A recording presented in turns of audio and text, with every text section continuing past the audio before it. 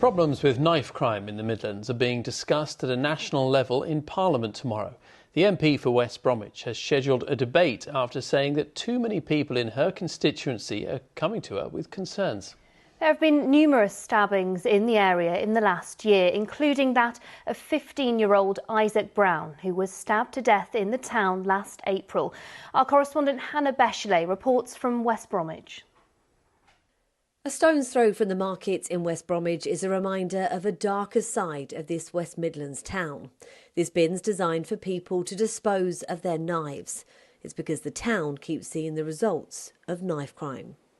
Well, since I got elected in July, so many people have raised with me knife crimes and stabbings in the area, and it makes the whole community feel unsafe. And I've recently met the mother of a boy who was stabbed. She told me how devastated her entire family is. Their life is completely ruined. It will never be the same. And I feel as the local MP, you've got to try and do something about this and work with the police and the council and the government to have a change.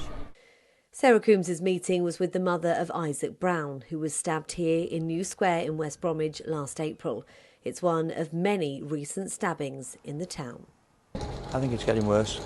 I think there should be more patrols. We've got a knife bin down the bottom there, and it's always full of rubbish. It's never been emptied. So where do they put the knives? It's terrible, yeah. The knife crime bring down there is full of rubbish. So what does that tell you? It's very bad. The West Brom is full of crime. I mean, if you can't walk here really without looking at the back. And there's recent stabbings and stuff that's already been done here. That's why their local Labour MP is putting the issue of knife crime in the West Midlands on the national stage by bringing a debate to Parliament tomorrow. Why is knife crime so bad here? Well, we've seen a huge loss in police officers. So since 2010, we've got 800 fewer police officers and 500 fewer PCSOs. So we just don't see as many officers walking around as we once did, and that's a problem. And also we've lost so many youth services, youth clubs closing down, provisions we once had for mentors not there anymore. And that has an impact, and that's what we've got to try and change.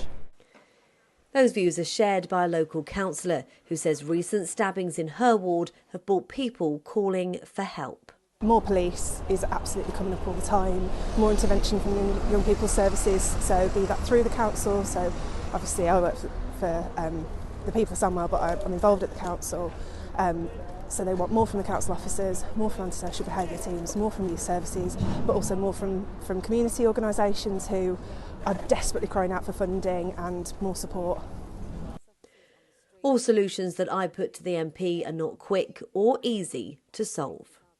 No, they're not quick fixes, but the government, the new government, has committed to halving knife crime in a decade, and we've got to tackle these issues. So that's why we need to be working with the police to put more officers on the street so people can see them, and we've got to be working with councils and schools and all the areas where young people spend time to understand how do we actually fix this problem. You know, how can we make sure that young people are not taking knives out with them when they leave their houses?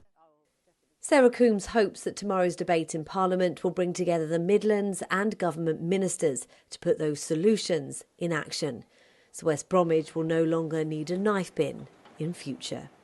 Hannah Bechley, ITV News, West Bromwich.